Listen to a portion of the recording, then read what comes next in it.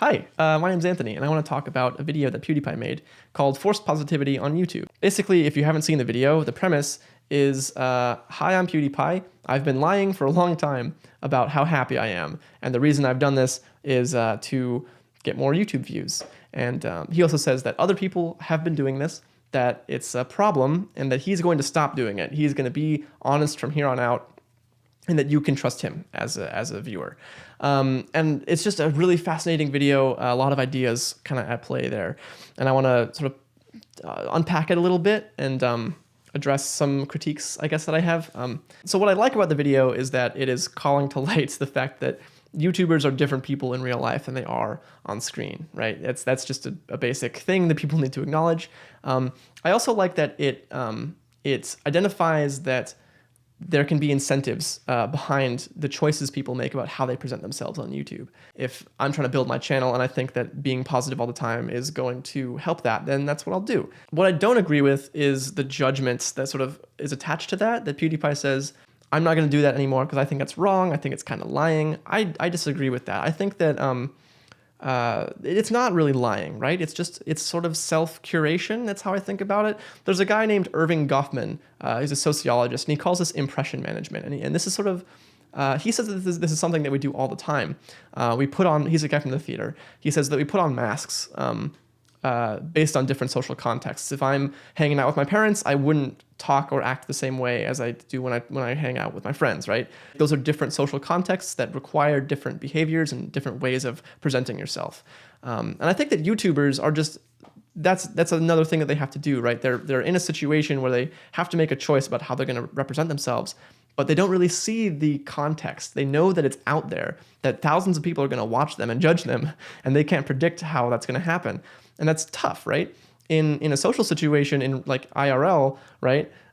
If someone is reacting poorly to something that you're saying, then you can just change the subject and get away from it, and like that's what you would do. But YouTubers can't really do that. Once what they say is out there, then it's is out there, and it's gonna stay there forever, and they're gonna be judged for it. So I think that this impression management is just a necessary tool. It's a social skill that all of us use. And I don't necessarily think that we should be like judging creators for engaging in that kind of behavior.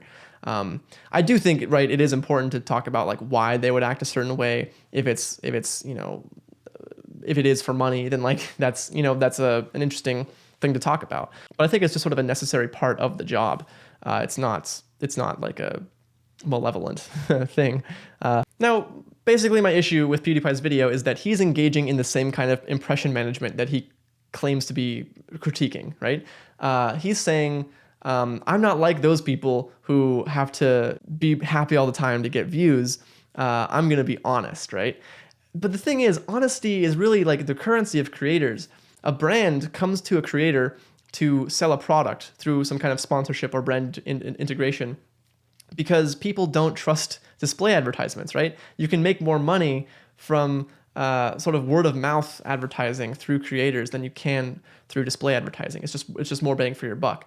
So you've got PewDiePie's channel, this really interesting, unique channel where you've got like the biggest audience in the world, but I bet that like a very small percentage of them are really truly engaged and trusting and like invested in the brand. I mean, I very few. I'm saying like as a percentage of the overall like 50 million or whatever it is, because you can have you can have the biggest audience, but if nobody is buying your merch, then like you're kind of screwed because you can't rely even at that volume on AdSense to run your business. He's doing the same thing as other creators are doing, but just his incentive structures are different. He doesn't need to focus on growing his channel because he's literally the biggest channel.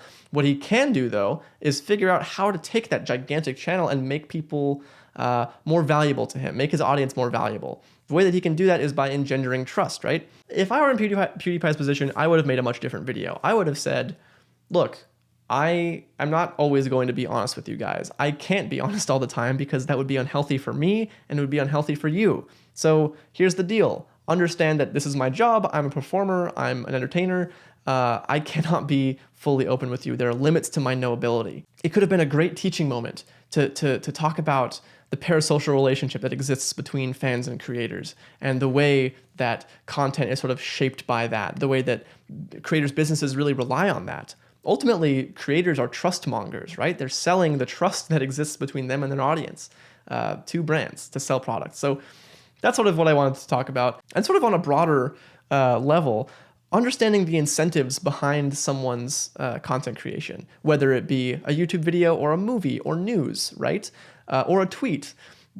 Understanding why someone is saying what they're saying is very important.